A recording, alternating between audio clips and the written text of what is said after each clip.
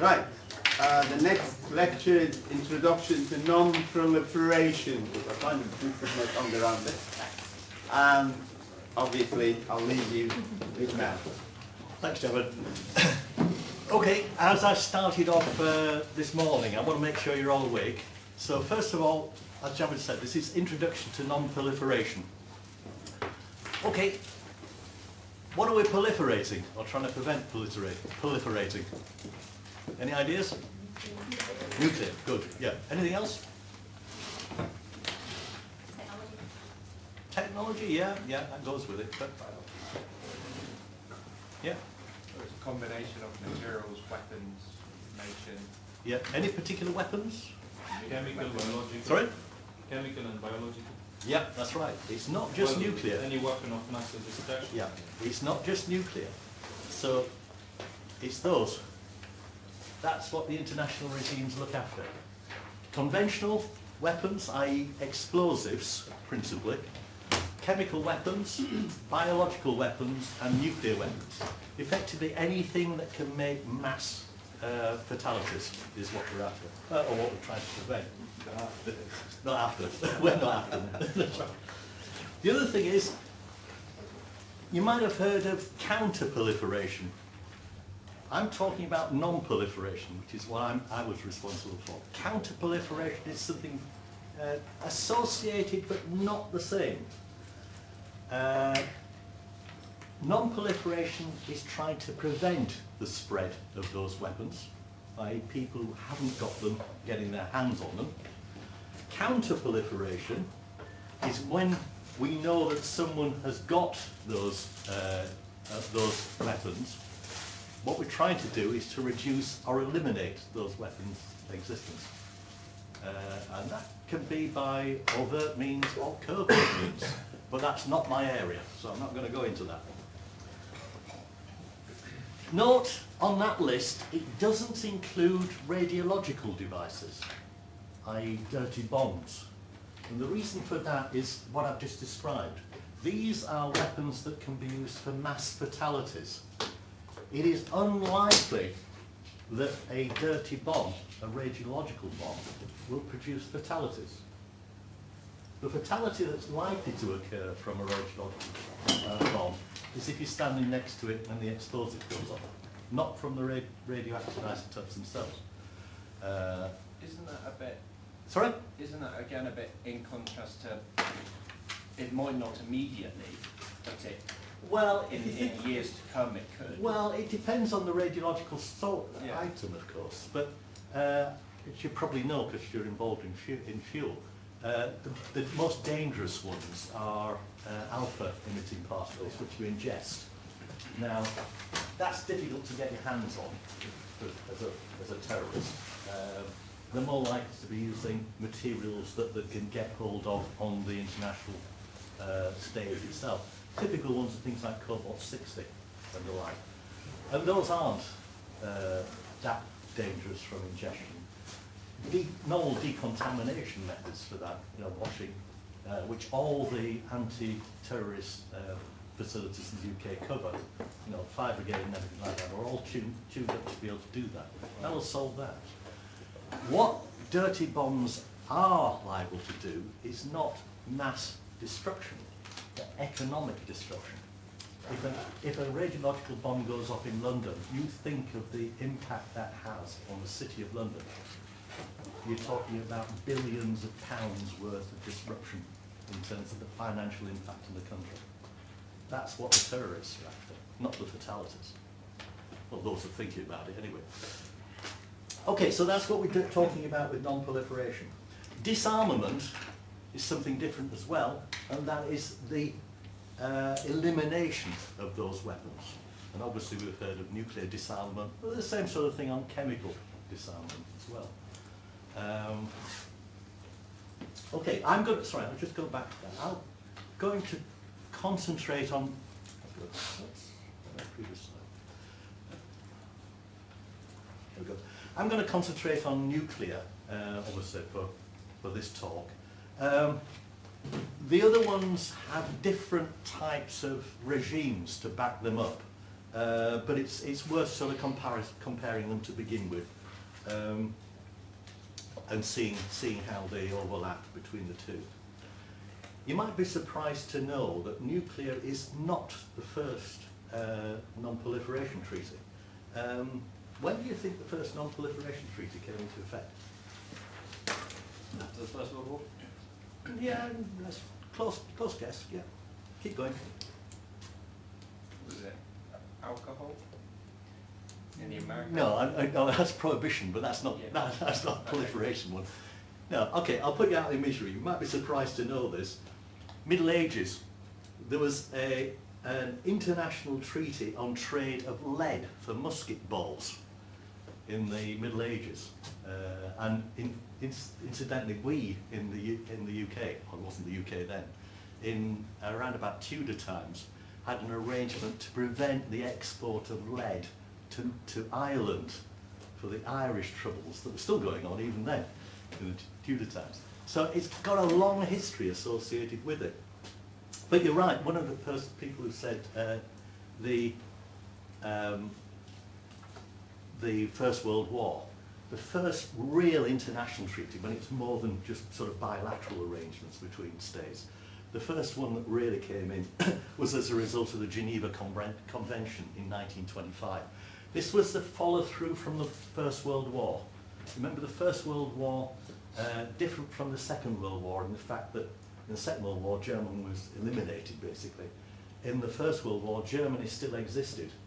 And there was a whole series of treaties that were produced to try and control Germans' use of armaments. One of them, which was picked up there, was a treaty dealing with chemical weapons. And it made it illegal to use chemical weapons.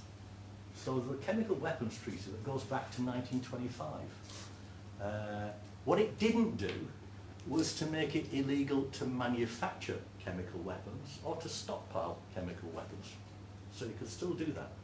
All international treaties, all the way back, and this goes back to a thing called the Vienna Convention, way back about 300 years ago. All international treaties have a clause which allows you to withdraw from the treaty if you have threats which you consider, and you can persuade the other parties to it, are so serious that the only way that your state can exist is to withdraw from the treaty. So that's the reason. That's how the argument went on the Chemical Weapons Treaty in the Geneva Conference. What was said is, okay, it's illegal to use chemical weapons, but we need a capability to have a chemical weapon in case someone else threatens us with a chemical weapon. Because the only way then you can deal with that is to retaliate. And that is one of the reasons why chemical weapons were never used in the Second World War. Both sides had them, but both sides knew if one used it, the other one would use it as well. That is one of the things that comes back and haunts us in the international treaty regimes, and I'll come on to that as we go through. There's been a whole series of other international treaties now dealing principally with nuclear. One was 1963, was the Partial Test Ban Treaty. Remember I was talking about Rainbow Warrior in the 1970s, trying to prevent the French from doing tests.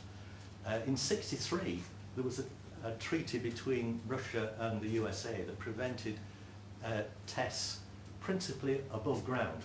That's why we all went below ground since then.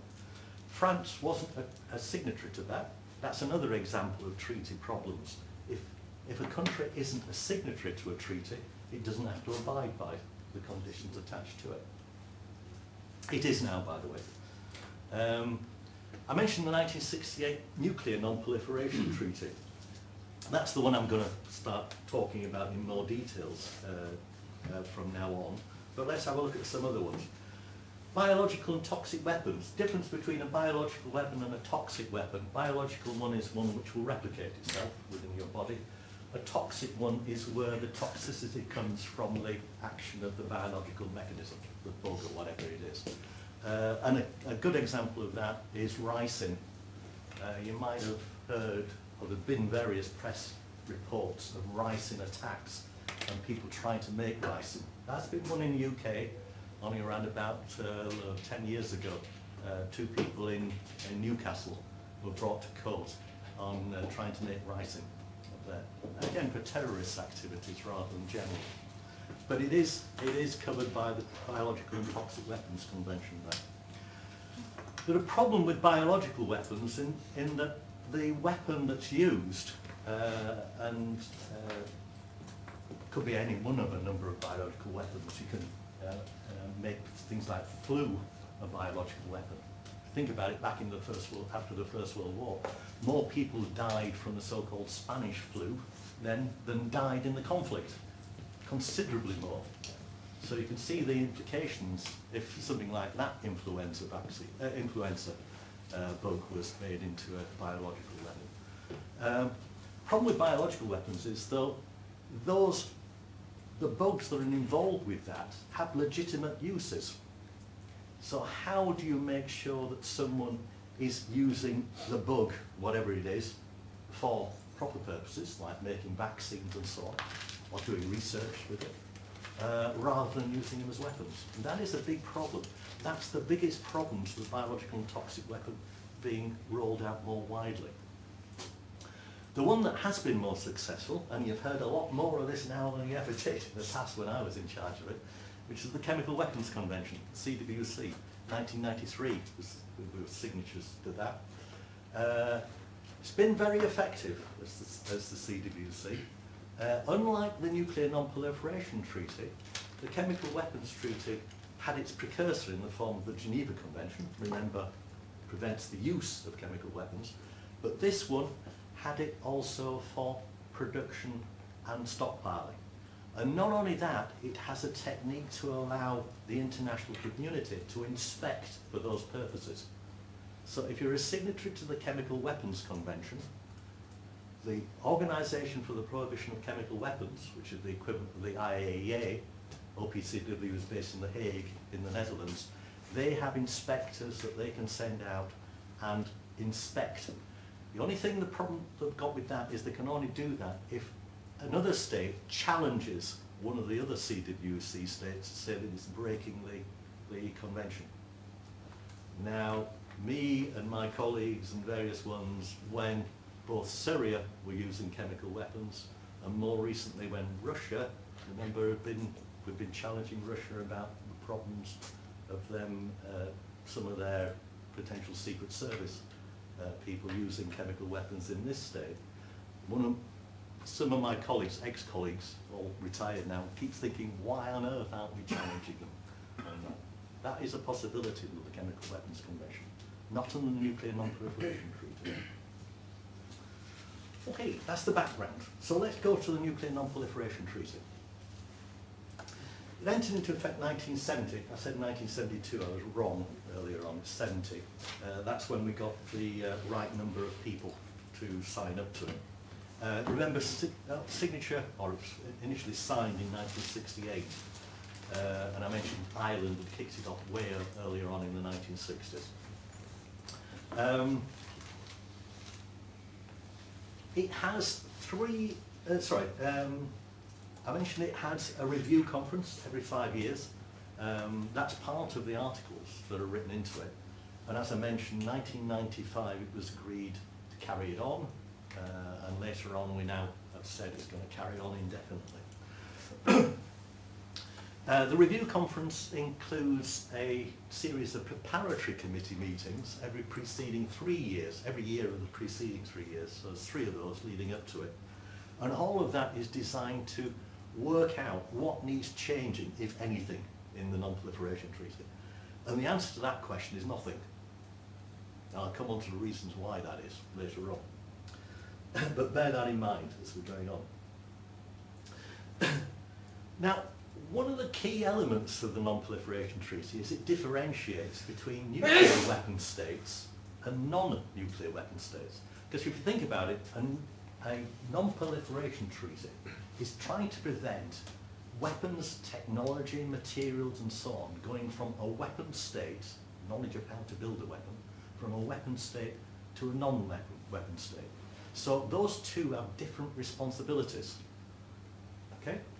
The weapon state has a duty, it's a signatory to the Non Proliferation Treaty, to prevent the transfer of the knowledge and materials and equipment to build a nuclear weapon. A non-nuclear weapon state has responsibilities not to accept information, technology, materials, and to use that to try to build a nuclear weapon. So the two are different. Okay? That means you have to say what is it, or which countries are nuclear weapon states and which countries are not nuclear weapon states, non-nuclear weapon states. So there are a number of nuclear weapon states. Can you name them? US, UK, France, China, India, Pakistan, Israel, Okay. Russia. What about Israel and South Africa? Right. Okay. South You've got some of the names there. I got all of the names there that are interesting. The definition of a nuclear weapon state is a country that exploded a nuclear device. Okay, device, not a weapon, a device. North Korea. Before the introduction of the Non Proliferation Treaty, i.e. 1968. Sorry, January 1967. You have to have exploded a nuclear device before 1967. Okay. Right? That's the definition. Now, if you remember back to the slides I gave you earlier on, that means there are 5 nuclear weapon states in order of introduction: US, USSR, now Russia, because they inherited it, UK, France, and China. China. No other state can be a nuclear weapon state. No argument about that. That is it. So that means that India, who had a peaceful, remember, peaceful explosion, that cannot now be a nuclear weapons. That could be a nuclear weapon state. It can join as a non-nuclear weapon state, but it cannot join as a nuclear weapon state. Same with Pakistan. North Korea is different because it signed up to being a non-nuclear weapon state, and it cannot now be a nuclear weapon state. So it has to give up its nuclear weapons in order to come back into the NPT. Okay? South Africa, Brazil, both had nuclear weapons programs, and both of them gave up those programs to join the Nuclear Non-Proliferation Treaty. You may ask why. Well, the reason in South Africa is the end of the apartheid regime, and they wanted to come back into the international community. As a result of that, they opened their doors to the IAEA to do the inspections to make sure anything associated with nuclear weapons disappeared. Same happened with Brazil. Brazil was doing work on various things, including nuclear submarine activities and so on. Again, opened the doors to the IAEA to make sure everything was above board, and then joined the Nuclear Non-Proliferation Treaty. Sorry, what about Israel? I heard that they Israel is not a signatory to the NPT. they're hiding their secrets about nuclear. Do they have a weapon? I mean, They will not acknowledge that. They have a policy of neither agreeing nor disagreeing on that one. And there's been various disagreements about that, even internally, I know. But they've been allowed to do that as well. They are not. This is the key. This is the problem. This is the key to what I was saying earlier on, like the Chemical Weapons Convention. If you're not a signatory to it, you don't have to abide by it. And India, Pakistan, and Israel are not signatories to the Nuclear Non-Proliferation Treaty. They're the 3 states that are still non-signatories to the NPT. So none of those have to abide by it. What's the incentive to join? Right, that comes on to the next thing. Glad you said that. The next thing is that the NPT has 3 pillars, so-called, associated with it. And these are it. One is security and disarmament. And the idea there is, we've obviously talked about disarmament. The NPT commits the nuclear weapon states to give it its actual words, to discussions in good faith on the ultimate removal of nuclear weapons. Okay? That's the wording in the NPT. It does not commit them to do it, it commits them to negotiations in good faith. The other thing is, the pillar there, the opposite side of that is if you're a state, there is a nuclear weapon state that gives up nuclear weapons, or a non-nuclear weapon state that might want to do nuclear weapons but doesn't, what do you get in benefit for that? It allows countries to enter into security agreements between themselves to maintain their national security. And that was put in to allow both us to take part in NATO, which provides the overall security umbrella for the NATO countries, and it allowed the USSR to cover its area of influence on the nuclear umbrella for its state as well. So it allows those two things.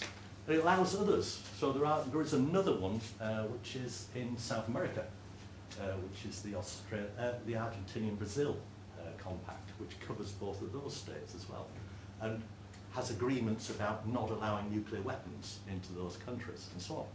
So it allows all of that, allows you to, it encourages countries to enter into those sort of mutual security agreements. Next pillar is verification and in particular safeguards. I'll talk about these later on because this is part of the key part of this, this lecture. But the main thing that the non-nuclear weapon states get from it is peaceful applications. It gives them a right to access to peaceful uses of nuclear energy. And it's described as that, peaceful uses of nuclear energy. Not just the technology, but the uses as well. So that includes things like radioactive isotopes, medical use, science use, research, training, collaborative ventures on development of new technologies for civil use and so on. A lot of that, although not necessarily all of it, a lot of that is covered by the IAEA technology transfer programs. The IAEA has again a series of programs which cover different aspects, and all member states contribute money to allow them to do that.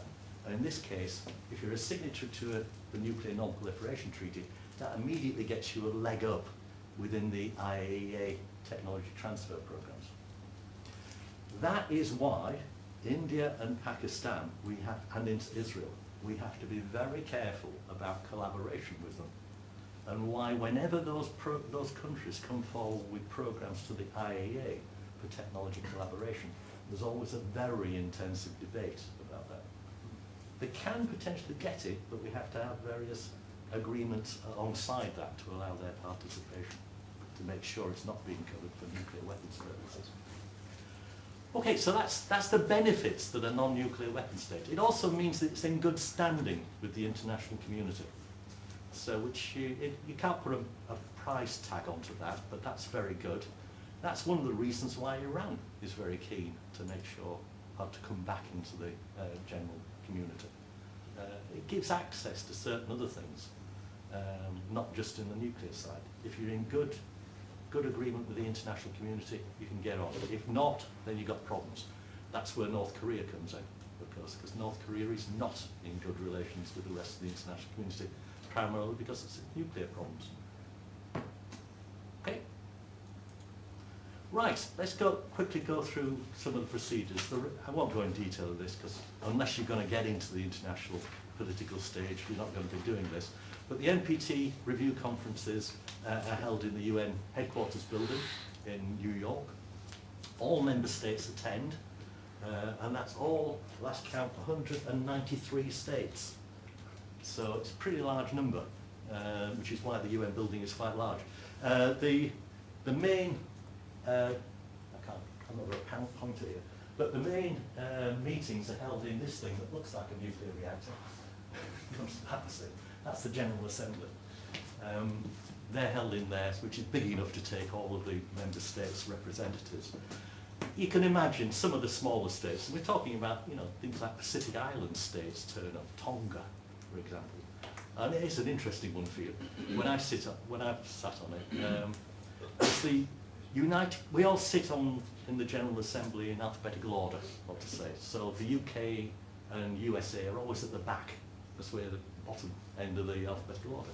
But between the UK, United Kingdom, and the United States of America, there is another state. Go on, there's another guess here. What is it? UAE.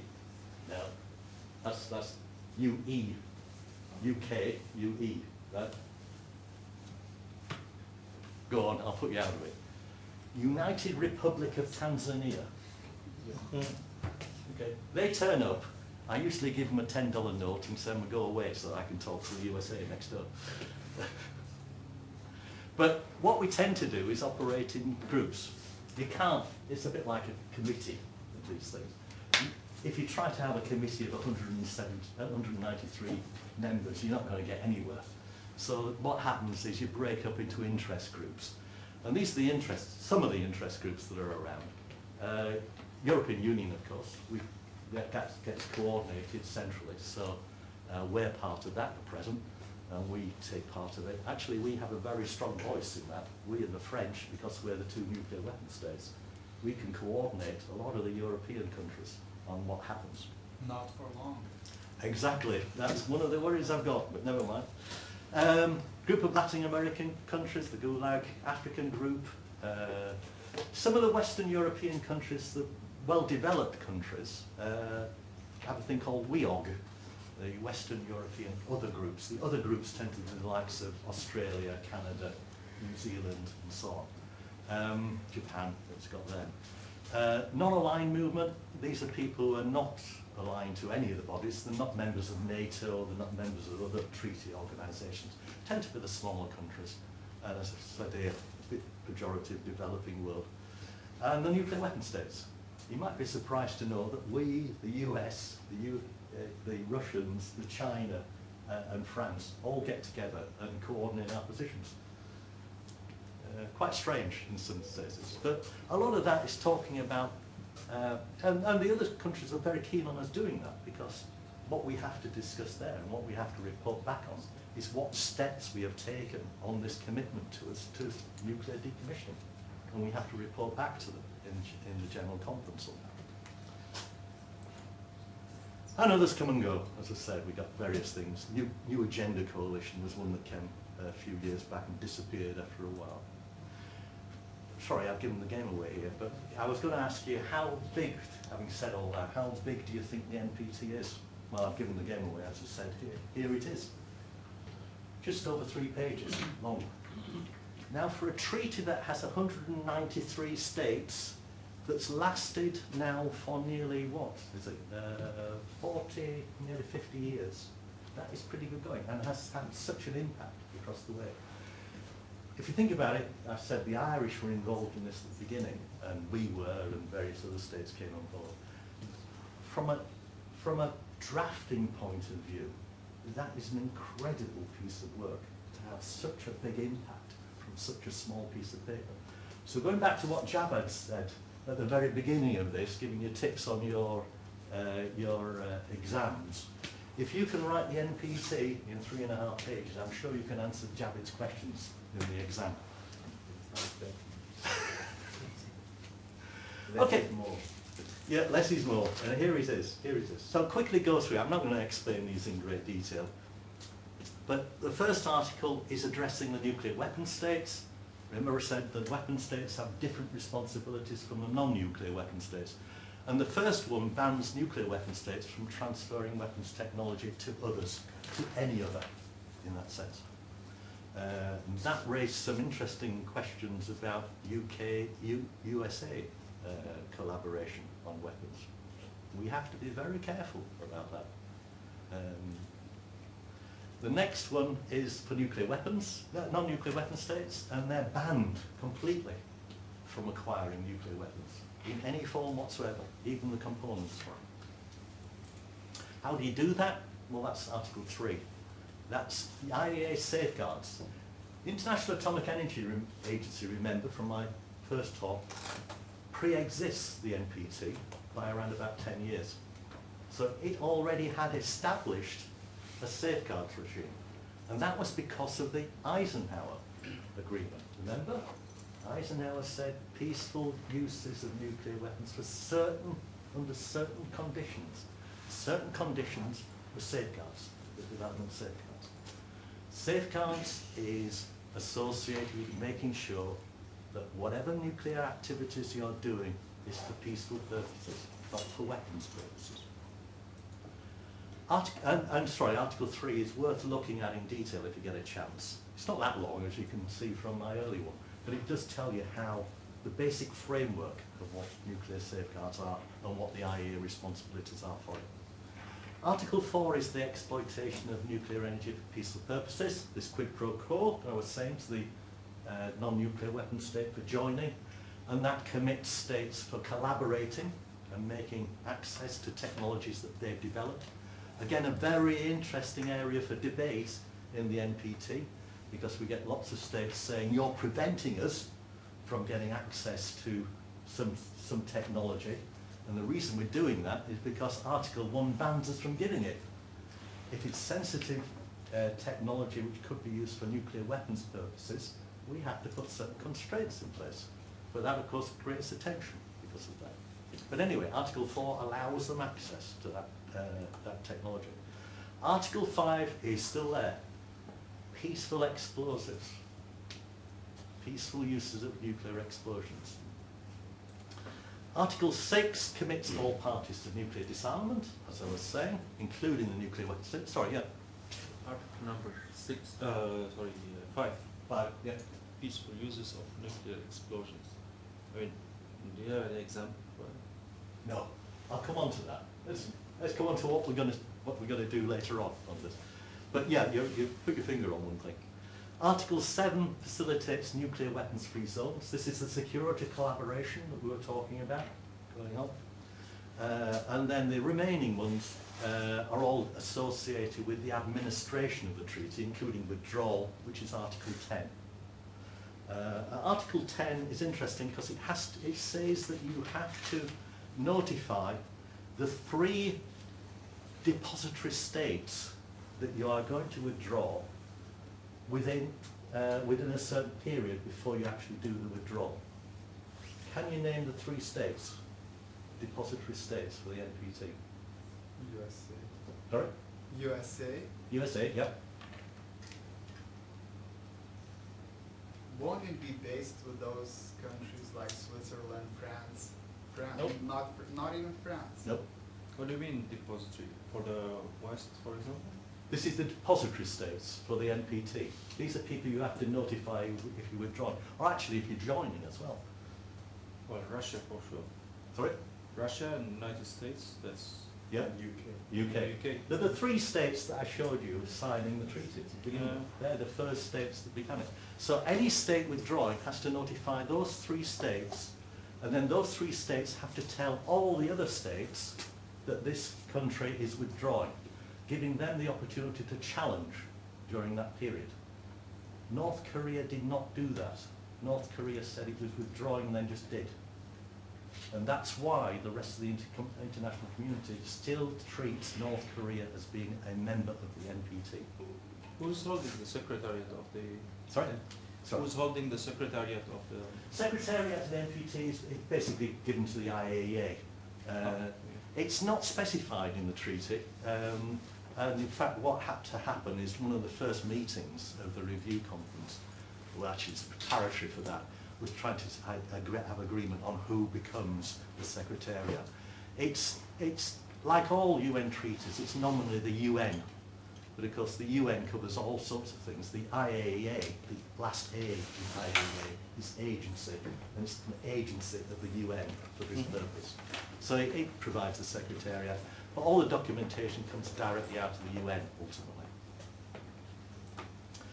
Okay, so how do we control between that Article 1 and Article 2, thou shalt not give knowledge and thou shalt not receive knowledge? Well, this is where export controls come in. Say Articles 1 and 2 in fact don't mention export control, but the only way you can implement it so you're not actually breaking it is to have some sort of control on what goes in and out of your country. What is it that you're controlling? The NPT doesn't specify that. It doesn't say this technology is the things that do it, because it was written as a general treaty at that time, in 1967. And everybody knew, because things were going on so fast, that technologies change. So the treaty doesn't specify that. And that immediately raises the question, well, who does? Well, two committees were set up by the international community, by members of the NPT, to set that up. The first was the so-called Zanger Committee. Zanger was a professor, a Swiss professor actually, who chaired the committee of members and produced a so-called trigger list. Now, trigger, you might think, means the trigger for a nuclear weapon. Okay, it isn't in this terms. What trigger means is if anything on this list of materials or equipment is being transferred, it triggers the requirement for nuclear safeguards in the receiving state. So, for example, if you're transferring uranium fuel, okay, the state that's receiving it must have IAEA safeguards to be able to make sure that that material, when it gets to the state, A, is tracked, and B, is being used for peaceful purposes only. That's the definition of trigger. The other one is the Nuclear Suppliers Group. And this differs from the Zanger Committee in that it's not just looking at safeguards. Safeguards applies primarily to nuclear material, uranium, plutonium and so on, and the various derivatives of it. Not only, but mainly that. Nuclear Suppliers Group looks at other equipment that could be used for both nuclear weapons purposes and peaceful purposes, and not just in the nuclear industry, not just for nuclear materials. So an example of that would be 5 or more than 4 dimension controlled nuclear machine tools, computing nuclear machine tools. If you've got multi-dimensional control, i.e. you rotate X, Y, Z and rotation and various things, that means you can machine anything. And what we're interested there is machining things for a nuclear bomb. Typically a sphere would be one of these things that you're looking at. So if a very complex CNC machine tool is exported from a nuclear weapon state, or actually any state for a signature of the NPT, to another state, it potentially triggers the requirements under the Nuclear Suppliers Group. In this case, I've used trigger wrongly here. It requires the signature of a nuclear, of an exporting state to do various checks on the receiving state to make sure that that's being used for declared purposes. Now that's difficult because you've not necessarily got the IAEA to fall back on. The IAEA can provide certain information about where the declared establishments are, but if this complicated machine tool is going to a facility that's not on that declared list, then alarm bells start ringing in the exporting state. You know, where is this thing going to? Yeah. It happened to us, in fact. We were shipping CNC machine. Used to be for diamond setting on watches and jewelry, Yeah. but it was a very high precision machine, Mhm. and was intended to Lebanon, Yep. ultimately to Iran. by Yep. the way. And at the very last minute, the Swiss customs, they intervened and said, no way you can export. That's right. That was the Nuclear Suppliers Group in action. Mm. Yeah, exactly the same thing. Now, all of those have problems with them. Problems particularly from states who are, say, ambivalent to the Nuclear Non Proliferation Treaty. And a good example of this is South Africa. South Africa is a state now in good standing, as we all know. No, it wasn't in the previous decades. But it's a good state in good standing. What it says is, look, we are a state that's given up our nuclear weapons program. We're open. You can come in and see us anytime. Why do you need to apply these sort of controls on us? Surely you can trust us. And the answer is, no one can trust anyone in the international regime. If you do that, that's when you start to spiral down. That's when things start to go wrong. So you've got to apply the same rules to everybody. Now, not surprisingly, South Africa doesn't like that. And I can have some sympathy with them. But we've got to be equal to everybody. And that's what we do in the export side. Okay, there are different membership of these two. the Zanger Committee and the Nuclear Suppliers Group. Currently, Nuclear Suppliers Group has 47 members signed up to it. These are states who, like Switzerland, Switzerland's a member of it, who do supply very complicated pieces of kit. They're not necessarily nuclear states. New Zealand is a signature to it, because it does the same sort of thing. But they are states that have a responsibility to prevent the proliferation of equipment that could be used for nuclear weapons purposes. Sorry, is it about self-policing? Sorry? Is it about self-policing? Yeah, it is. A lot of it is. And when the Nuclear Suppliers Group meets, part of the discussion is having reports back from the various states on what they've done and if they've found anything out and so on. So we share information between ourselves, as well as relying upon each individual member to police its own activities as well. So in the UK, who would that be? In the UK, it's the Export Control Office, which is now in, and I forget the name now because it keeps changing. Used to be the Department of Trade and Industry. Now the Department of Business, Industry, BASE. Energy and Science, is it? BIS? BIS. Again, if you ask the London taxi driver to go to whatever this thing is called now, you're much better asking for the Department of Trade and Industry. They'll know what that is. But it's that one. And there's the same sort of institutions in other countries as well.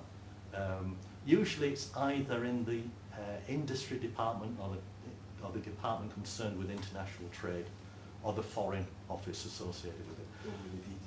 Yeah, it varies between different states. So there's no definition of what you need to do on that. It's up to you as the state to enact whatever requirements are necessary. And it also involves a lot of cooperation between the states and within the government departments themselves. So remember, a lot of this is knowledge that we're talking about. It's not tick boxes or anything like that. It's things that we know that are going on. Lots of information flowing around. These days, obviously, you get a lot of information published on the internet, news reports and so on. That's all taken into account as part of this decision-making process.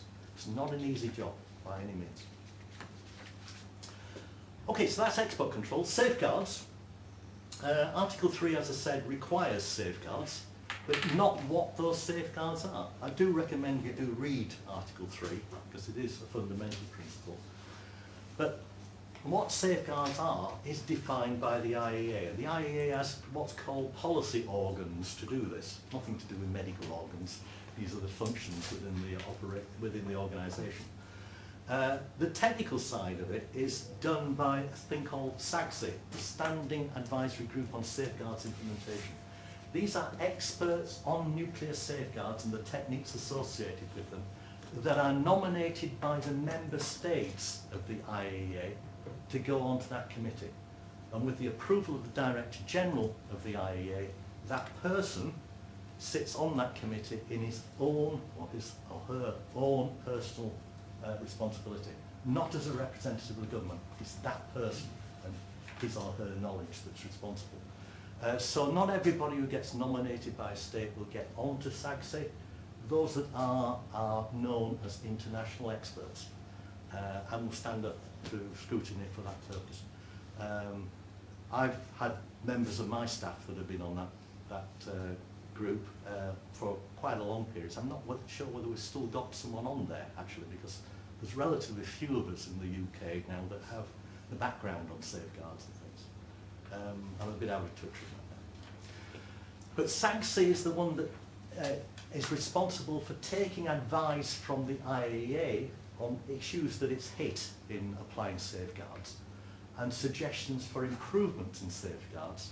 And SAGSI is the first stage in deciding whether anything needs to change in how safeguards are applied. If it agrees that something needs to be done, it's then referred to the IAEA Board of Governors, which is the thing that I used to sit on. The IAEA Board of Governors is the ultimate representative of the nations within the IAEA. If it decides something needs to be done, normally that is it. The IAEA Director General would take that on board and start doing it. It should, though, be ratified by the General Conference. I've never known, I might be wrong, but I've never known anything that's gone through those two processes beforehand to be rejected at the General Conference. There'll be discussions about it, the complaints about it and so on, but it will go through. And the reason for that is, if it didn't go through, what it's saying is, you as a member state, whoever is preventing it from going through, are undermining the credibility of the Board of Governors, the IEA Director General, and the international experts that sit on SAGSIC. So it's quite a serious thing for the General Conference to do, which is why they never actually do it. How's all that promulgated? Well, what comes out from the IAEA is a thing called INFCIRCs, Information Circulars. And there are a number. All of these are available on the IAEA website.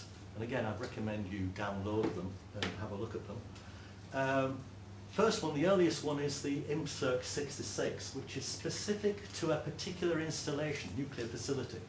Now, these are applicable to any state, not necessarily a nuclear weapon state, or not necessarily a non-nuclear weapon state, or not necessarily a signature to the NPT. So India and Pakistan, and I'm not sure whether Israel have, but those states can, and some of them do, have INFCIRC 66 agreements for particular facilities. And that's there so that we, as a nuclear weapon state, can supply material to that state that's not a member of the NPT for that particular facility. Okay? It allows us to feel comfortable that that export is legitimate, if that INFCIRC 66 has been applied. The more general one is INFCIRC 153. Any non-nuclear weapon state signatory to the NPT has to have an INFCIRC 153 agreement in place. And that's the one that commits the state to allowing the IAEA access to the country, unfettered, and to the facilities that are declared as nuclear related sites. Okay? And then INFCIRC 540 is the one that came in as a result of the Iraq situation, where undeclared nuclear facilities were found out. And this is the model additional protocol to the Comprehensive Safeguards Agreement. That's its full title, and that's why it's called the additional protocol. It's additional things that go on top of a 153 agreement. It doesn't stand alone. And this is the one that allows the IAEA greater access to information and to access to facilities and inspections elsewhere. Not all states have that, and it's not a requirement of the NPT. And at the NPT review conference, we have lots of discussions about that. At last count, last count I did of that, we had just over 110 INFCIRC 153s in place. We had practically all, we had about 110 540 agreements in place, and nearly all 153. Some states haven't got 153 comprehensive safeguards agreements in place. These tend to be very small states, you know, your island states, the Pacific and so on. No one's particularly worried about that, except if they start thinking about buying a nuclear reactor. Not happened yet, but we shall see. Okay, and then all of that applies to non-nuclear weapon states. What about the nuclear weapon states? Well, we have voluntary agreements. And the voluntary agreements are individual to each nuclear weapon state. The UK, when I've had discussions with the likes of Greenpeace and Friends of the Earth and so on, we're always described as the best of a bad bunch. We're a nuclear weapon state, therefore we're a bad bunch. We're the best of them on the basis that we try in our voluntary agreement to match these as closely as possible. So if you look at the voluntary agreement for the UK, you'll find that it has all the elements of the INFCIRC 153 and the model protocol, but excluding very specific facilities, which are the obvious ones in the UK, which are concerned with nuclear weapons. But everything else is open board to the IAEA. That's not true of the other nuclear weapon states. They do vary between each one. So again, if you want to do some research, look at the voluntary agreements of the nuclear weapon states and compare and contrast them. There's an exam question for you. So, sorry, are the INFCIRCs specific to non-nuclear weapon states? There are non-specific. Any non-nuclear weapon state will either have to have a 153 or a 540 and/or 540. They're general for any state. What happens is a country can sign on to that. Well, it will sign on to that. You'll see if you go onto the IAEA website, there are all sorts of accession agreements for it. And then they'll have an addendum to that, or an addition to it, an appendix, which describes the facilities that they're declaring associated with that particular country. But the requirements of 153 will be applied in total. Okay. Right, what happens if things go wrong? Well, first thing is, every year the IAEA produces a thing called the Safeguards Implementation Report, the SIR. And that's a report that goes to this, drafted by the Safeguards Division of the IAEA, and it goes to the Board of Governors. And it will flash up any problems that the IAEA has had. Now, the Safeguards Division will come to the state, the member state, well before that report is produced, if there's an issue coming up. And we've had approaches from them saying there's, you know, an inconsistency in your declaration of such and such. And we'll go back and find out about it. And usually it's a typo or something like that in our declaration that's gone to be corrected. And that'll all be corrected. If that doesn't happen, then it will be flagged up as an issue to the Board of Governors. And this is when we hit problems with the likes of Korea and Iran, most recently. And the Board of Governors then has to take a decision on what to do. And it will give instructions then to the Director General, to the Safeguards Department, via the Director General, I have to say, to take action, to do additional investigations, additional reports, or whatever, and come back. That normally will resolve the issue. If it doesn't, then the summary of the actions will go to the General Conference, which gives greater international pressure on that particular body. And the Director General then can then do various things and reach various conclusions. And one thing that will be a conclusion, these things are worded very diplomatically, I ought to say, because the IAEA is a diplomatic body in many ways. And you've got to look at the nuances and a lot of the words and things that come through. One of them is this is the classic one, the difference between conclusions that all nuclear material is in peaceful use and declared nuclear material is in peaceful use. When we just see the latter, declared material, it means there are potential undeclared ones that the IAEA is aware of. And that's when the Board of Governors and the General Conference will start asking a lot more questions. More investigations go on. So what happens then? Well, corrective action takes place. And it could be a number of things. Voluntary, i.e. the state said, oh, okay, fair cop, we'll do something about it. You know, change reporting, change definitions or whatever. Could have happened with Board of Governor resolutions, which what happened with both Korea and IAEA, and Iran. Putting additional pressure on the state involved. But of course the IAEA has only certain responsibilities it can do, or the Board of Governors can tell the IAEA to withdraw certain responsibilities. One is technical cooperation. It's one of the first things that happened with the Iran situation. The Board of Governors directed the Director General to withdraw technical cooperation. No training for Iranian scientists or whatever at that point. And then you can escalate that as it goes through. Ultimately, it can go to the UN Security Council. And the UN Charter has Article 25 and Chapter 7, which again, if you've got time, you can read them. But they're the ones where the UN as a whole, Secretary General, can call on other states to take action on another state, a state that's not abiding by its requirements. And that can include withdrawal of cooperation, withdrawal of trade agreements with them, and ultimately, under Chapter 7, it can involve military involvement. This is what happened with, way back in the 1950s with the Korean War. The Russians, sorry, I ought to say the Security Council, of course, has the 5 permanent representatives, which coincidentally, this is not the main reason, it's coincident that they're the same ones as the nuclear weapon states, but that's pure coincidence. All of those have veto rights. In the case of North Korea, the Korean War, the Russians went out in a huff, and the case went forward in the absence of the Russian veto. So that's why we finished up with the Korean War.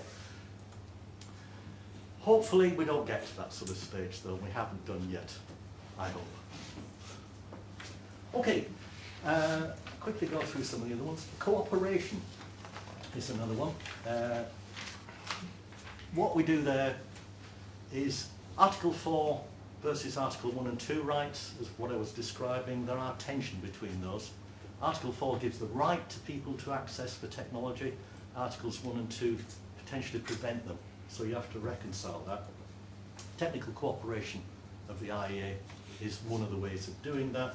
There are other ways of doing that. One is memorandum of understandings and nuclear cooperation agreements, bilaterally between states. And that's one that we've got in place, which is with Jordan. I helped negotiate that one. That was November 2009. We'll do that. That doesn't automatically grant rights to transfer any material across, but it eases it. It gives additional confidence that the receiving state has abided by the requirements and is putting in place certain requirements to give us the confidence to do it. So additional training on export and import control and so on. Nuclear disarmament, Article 6, there have been various stages that have taken place since that. Remember, Article 6 only commits nuclear weapon states to negotiations in good faith.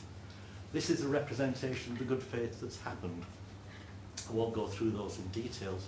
But generally, if you look at what's happened in the world since the 1970s to what's happened now, the number of nuclear weapons that are around, warheads, significantly reduced. We're down to around about, I forget, it was about a quarter or a fifth of what was there in the 1970s. What's happened more recently with the tensions between the US and Russia is a question mark, and one that I keep an eye on and a lot of other people keep an eye on, because potentially, particularly in the Strategic Arms Reduction Treaty, START 1, that's the one that Trump's withdrawn from. 2021, right? Yeah, it's a problem. So we keep an eye on those. But for the future, what do we do? Well, I did think about a new START treaty, but that looks like it's not going to happen now, with Trump being there, unless he can negotiate something else coming up. And proper comprehensive test ban treaty. Currently, we're still back with the old partial test ban treaty. You could put that in. Because if you can't test nuclear weapons, how do you know that they're going to go off bang when you want them to do? Yeah? Well, computer modelling and everything else, you do a lot of that now, these days anyway. But ultimately, getting rid of tests fully would be one way of giving confidence that it's going in the right direction.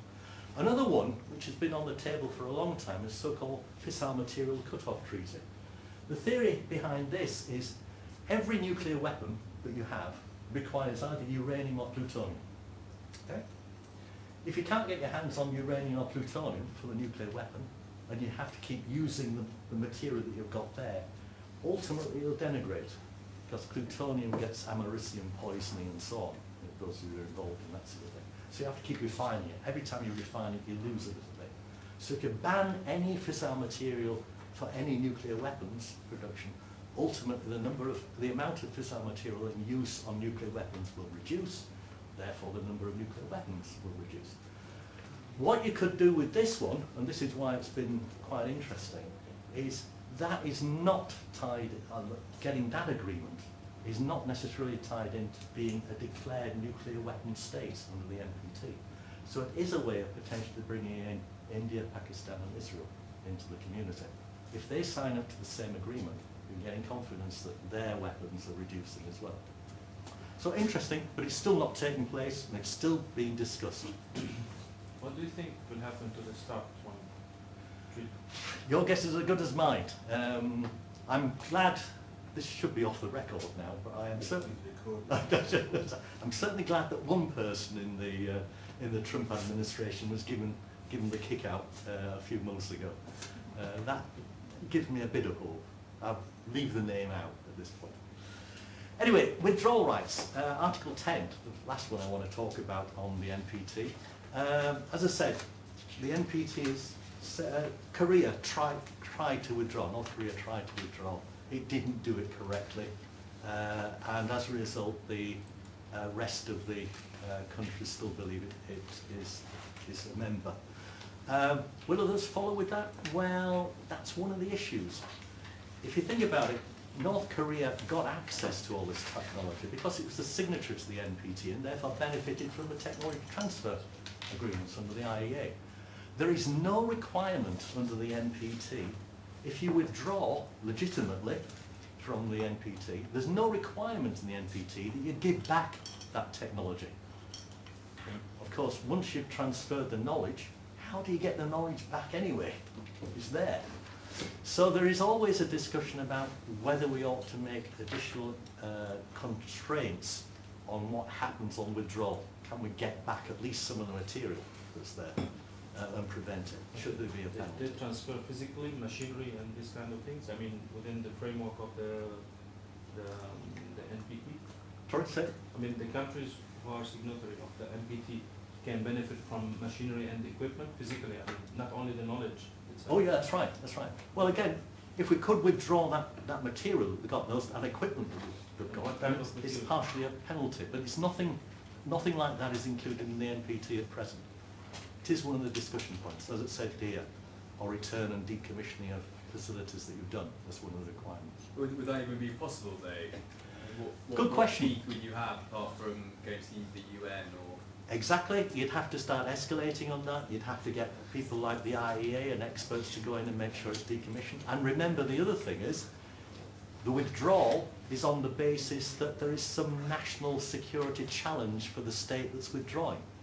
So is it going to allow inspectors in from the IEA if it's got a threat elsewhere? All sorts of problems. But this is what diplomats get paid for when you do these negotiations. That's why they go on for a long time. Okay, Europe. We've got the Euratom one. The Euratom Treaty is not 3.5 pages long. Last count, I think it had about, it's around about 40 pages long. So much more detailed. It's primarily, as I've said, compared with, involved with open market access for peaceful applications. So a lot of it is dealing with transfer of material and equipment and everything else. Chapter 7 covers safeguards, and this is where there is a potential change if UK withdraws from Europe and from Euratom, in that there is a supranational inspection body defined in Section 7 of the Euratom Treaty, which is the Safeguards Inspectorate of the European Union, who allowed access to our facilities in the UK, principally our power stations and so on. If we withdraw from Euratom, who does that? Now, the government has said that we're setting up, UK is setting up its own inspection regime. My argument is that isn't a solution. Because the idea of safeguards is you have independence. Because the person, the organisation, the body who is potentially proliferating is not the company, it's the state. So how can UK inspect itself on safeguards? The result of that, if you follow that track, is there's more requirement for the IEA to do inspections on us. That potentially means the IEA will charge us more for stuff that currently is done by Euratom. That debate will still go on, I'm sure, for a while. Yeah, sorry. It's ONR that's doing it, because I'm part of the safeguards team, the new safeguards team. The IAEA designated 4 facilities, which are the same 4 facilities that are designated by Euratom at the moment. Yep. So the rest of the facilities will be inspected by ONR. And who do ONR report to? Yeah. I know. I get what you're saying. I was nodding in agreement. Mike knows this very well. Yeah, I know he used to work for me. We are part of the state. So yeah, that's right. I mean, very good. You've got a lot more inspectors, and certainly you're doing it because you're offloading the IEA from some of those. But the IEA will want to investigate what you're doing quite seriously, I'm sure. Yeah, they're concentrating on the designated facilities, which are the 4. Yeah, that's right. Which is what they've always done, and what we'll need to do done even more. Yeah. But you understand what I'm saying? Yes, no, I do. I think, yeah, because we have that internal debate because they're looking for diversion by the state, and we are the state, and we are inspecting our own safeguards. Absolutely, yeah, that's right. Yeah. Okay, so what next? Well, the RevCon in 2015 didn't reach a decision, any conclusion, and we're now preparing for 2020. But generally, all the way through this, there's been no desire for radical changes to the treaty. Now, you remember I said Article 5, peaceful explosions it's an obvious candidate for removing. Why don't we do it? Well, the reason why is if you open the door to modifications for that, you open the door for modification for everything else. And very rapidly, because we're talking about diplomats and diplomats like using lots of language and everything else, we'd very rapidly finish up with a treaty not being just 3.5 pages long, but being tens, if not hundreds of pages long. And everything would come into question. So there's not much of an appeal, a desire for any radical changes to anything. What tends to happen is clarifications are sought on what certain things mean. And a lot of the discussions take place in various little committees about how the IAEA will operate certain things and whether certain additions need to be done on safeguards, for example. Model additional protocol for safeguards was introduced by this, not by implementing it within the NPT. It was something that was added on as an additional thing that signatories to the NPT could sign up to, but not committed to. And there's lots of that that are added to it. But there's clearly some changes that could be improved. One is, this is Natanz in Iran, satellite pictures from the Natanz site. This is one of the things that triggered, sorry, I shouldn't use that word, that initiated all the discussion on Iran not having an undeclared facility. Obviously, the satellites are not owned by the IAEA, they're owned by the individual states, US, France, us, various other ones, China and so on. So should the IAEA have access rights to that information? Some states think not, other states think they should do. And that is a point of discussion that goes on in the NPT. What we're trying to do is, with the additional protocol, get that universally applied, and that would mean that the IAEA could have access to this wherever it comes from, not just from states that are willing to bring it forward. It could demand it. Another one which is very applicable to this course here is strengthen control on the fuel cycle. Now here what we're talking about is every state has the right to produce its own nuclear fuel for peaceful purposes. Should that be the case? Why should you want to produce fuel for your own country? Remember what I was saying on the development of the industry internationally? UK used to do that, US used to do that, France used to do that when we had a nuclear weapons program. But now it's gone into an international industry. Why should you want to do it yourself? Why not collaborate with the other states that already got the technology and can do it efficiently and economically? So should you be controlling that? Those sensitive parts of the nuclear fuel cycle properly. Enrichment is the classic one. Why do you want an enrichment plant? Okay, and again, lots of negotiation on that. And that final one is physical security. This is a picture taken by one of my team back in the late 1990s. This is a spent fuel facility in Russia. I won't tell you precisely where it is in Russia. It's very much in the North South area in Siberia. Couldn't give you much of an idea. But you can see the sort of facility that was here. Here's the spent fuel stored in these little casks around here. Not much sort of safety around there, criticality and so on. Security fence. Security fence, well, yeah, it might keep out the on job and so on. That was it. This is what we were faced with the collapse of the Soviet Union. So part of the NPT review conference is collaborative projects to try and address these sort of things. I pointed the finger at the old Soviet Union, but it could apply anywhere. And there are now collaborative agreements on doing this. Again, this is very sensitive because security is under every international treaty a responsibility of the nation, not internationally. Yeah? So going in and helping another state with its security is a very, very sensitive area. So that's where we are on some of the positions. The NPT is not perfect by any means, but it's proved its worth. I'd say it's been around now for 60 years, 50 years or so. It's a worldwide treaty, practically every state is a member of it that doesn't have a nuclear weapon.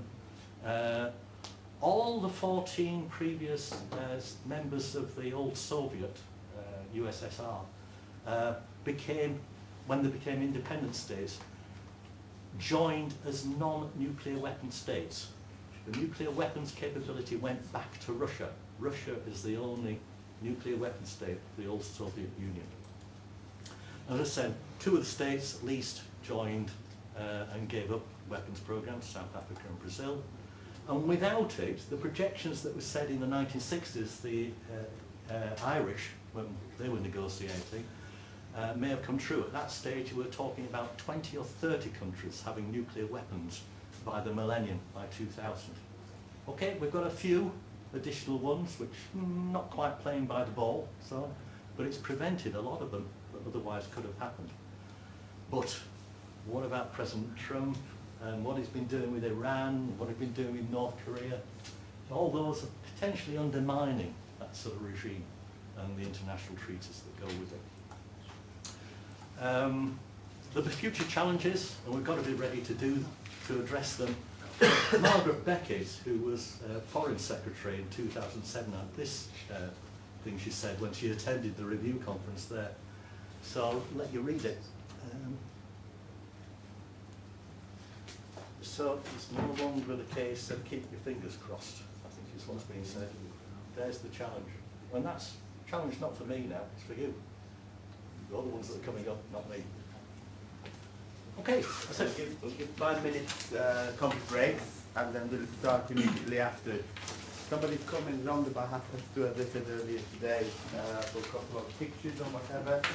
But the next lecture that I was talking Mel to do, we'll do it quickly, is the one that she did on the uranium supply and demand. Basically, you more or less built up on that one this morning than what you just done. Yeah, it's only a quick one, this one. So there's lots of information in the presentation that's on the computer, but I'm going to skip lots of it. Yeah. And just let you read Can we it. give them 5 minutes break? Yeah. Okay. 5 minutes and then we'll start.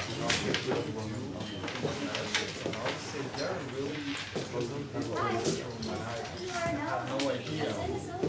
We really need to do introductions before I these are part-timers from places all over. Yeah, so Just like to talk to everybody. I'm gonna go and ask everybody about their background. Yeah, sure.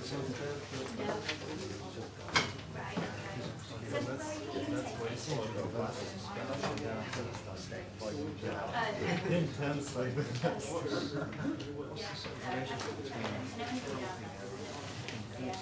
I can explain it to you.